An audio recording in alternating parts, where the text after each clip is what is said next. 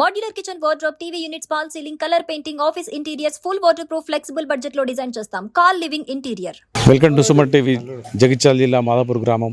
So ఏదైతే వైష్ణవి అసాధారణ మరణానికి గురై ఈరోజు ఒక వాళ్ళ తల్లిదండ్రులలో బాధని కలిగిస్తూ ఏదైనా ఒక అన్నదమ్ములు కానీ మరి తల్లిదండ్రులు కానీ వాళ్ళు బాధని మర్చిపోలేని పరిస్థితిలో ఉన్నారు. ఈరోజు ఏదైతే వాళ్ళు ఉన్నటువంటి ఇంట్లో వైష్ణవి మరి ఇక్కడ కూర్చుంటుండే, వైష్ణవి ఇక్కడ మాట్లాడుతుండే, ఇక్కడ వైష్ణవి మరి ఇక్కడ పండుకుంటుండే, వైష్ణవి ఇక్కడ యూట్యూబ్ వీడియోలు తీస్తుండే అనేటువంటి జ్ఞాపకాలు చెప్పుకుంటూ వాళ్ళు దీనాతి దీనంగా వాళ్ళు అక్కడ రోధిస్తూ మరి ఉండలేక మరి వాళ్ళు ఇల్లుని విడిచిపెట్టి మరి ఇక్కడికి రావడం జరిగింది. ఇక్కడ వాళ్ళ అన్నున్నాడు.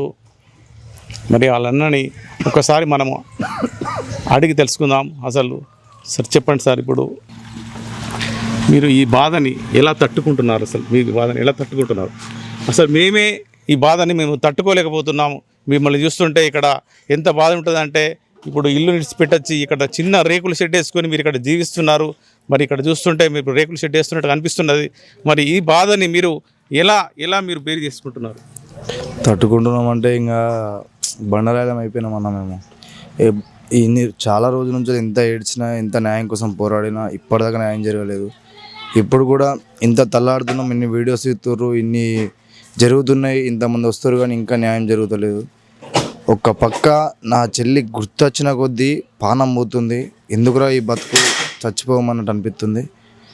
అసలు ఇక ఎంత చేసినా పిచ్చిలెత్తుందన్న. మాకు కావాల్సింది ఒకటే న్యాయం.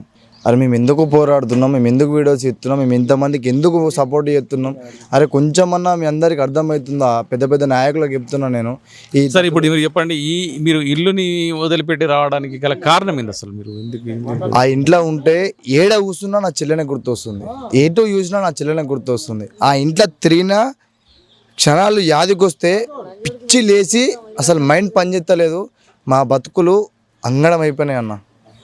పిచ్చి అంటే పిచ్చి బ్యాగులు అయినాయి. ఆ ఇల్లు అయిపోయింది అన్న, ఇల్లు పని. ఆ ఇల్లు అంటే ఇప్పుడు మేము ఆ ఇంట్లో తట్టుకోలేక, నా చెల్లె తిరిగిన ఇల్లు, నా చెల్లె అసలు ఆ బాధలను గుర్తుకొస్తే అసలు మైండే పనిచేస్తలేదు. అందుకోసం బయటకు వచ్చినాం. ఇప్పుడు ఈ పరిస్థితులు ఉండగా కూడా బాగిల మీదకి వచ్చే వరకు ఇంకా ఇల్లు పని అయిపోయినట్టు అన్న. ఇల్లు అమ్మేసుకున్నాడే. ఇప్పుడైతే ఇగో ఈ రేకుల షెడ్ వేసుకొని ఈ రేకుల ఇంట్లోనే ఉన్నాడు. ఈ ఒకప్పుడు బతికిన బతుకు ఇప్పుడు బతకాలంటే కూడా అసలు ఎట్లా ఉంది ఇదేమో. కానీ ఫస్ట్ నా చెల్లెది ఇది రెండు ఆలోచిస్తే మాత్రం అసలు ఈ బతికేందుకు అనిపిస్తుంది. నిజం చెప్పాలంటే మీ జనాలు ఇంతమంది సపోర్ట్ చేస్తారు సార్. మీరు పెద్ద పెద్ద సార్లకే చెప్తున్నాను నేను. ఒక పెద్దోళ్ళు ఇంట్లో జరిగితే మాత్రం ఇన్ని రోజుల దాకా ఇది ఉండకపోవు. ఇన్ని రోజులు అవుతుంది, 16 రోజులు అవుతుంది ఈ రోజుకి. ఒక్క రోజు 2 రోజులల్లా మీరు చంపేసి. సరే ఇప్పుడు మీరు టాటూ వేసుకున్నట్టుగా తెలిసింది. అసలు టాటూ ఎక్కడ వేసుకున్నా? నేను పేర్లు వేయించుకున్నా, టాటూ వేయించుకున్నా నేను. ఈయన ఏదైతే వాళ్ళ చెల్లెని మర్చిపోలేక మరి టాటూ వేసుకొని ఏదైతే ఒక మరి పేరు రాయించుకున్నాడు. మరి వేయించుకున్నా, ఇది చనిపోయే ముందుకే వేయించుకున్నా. చనిపోయినాక లేదు అంటే అసలు నా మైండ్ పనిచేయలేదు. పిచ్చోని లెక్క, పిచ్చి కుక్క లెక్క తిరుగుతున్నా నేను. అసలు ఏం చేయాలి అసలు ఏం అర్థమవుతలేదు. వాడు నాకు కనబడితే వాడిని తుక్కులపరం కోసేసి తీసుకుపోయి అలా పెట్టాల అన్నంత కోపం. ఇంకా బాధలు అర్థం కాక మా దోస్తుడు ఫోన్ చేసి, సరే నీకు టాటూ అయితే చెల్లెది రా అని చెప్పేసి, నేను వాడికి ఫస్ట్ ఫోన్ అయితే ఇవ్వట్లేడు, తర్వాత ఫోన్ చేసి రా అని చెప్తే పోయి తర్వాత టాటూ వేయించుకొని వచ్చినా అన్న. ఇప్పుడు మాకు కావాల్సింది ఏం అవసరం లేదు, ఒకటే న్యాయం.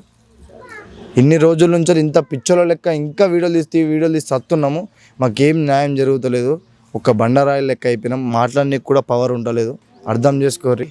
మరి వాళ్ళు ఇక్కడ మీరు చూస్తున్నారు, ఇక్కడ రేకుల షెడ్ వేసుకొని వాళ్ళు జీవించే ఏర్పాట్లు చేసుకుంటున్నారు.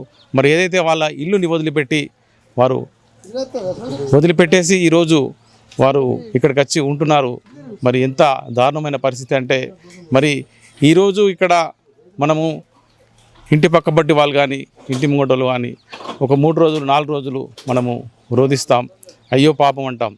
కానీ వారి తల్లిదండ్రులు మర్చిపోలేకపోతున్నారు. తల్లి అయితే పాపం మంచాన పట్టదని చెప్పచ్చు. అసలు భోజనాలు మరి నీళ్లు మానేసి మరి ఈరోజు ఆమె ఆరోగ్యం క్షీణించింది. మరి తండ్రి కూడా ఇంటికాడ సరిగా ఉండలేడని చెప్పి వాళ్ళు చెప్తున్నారు.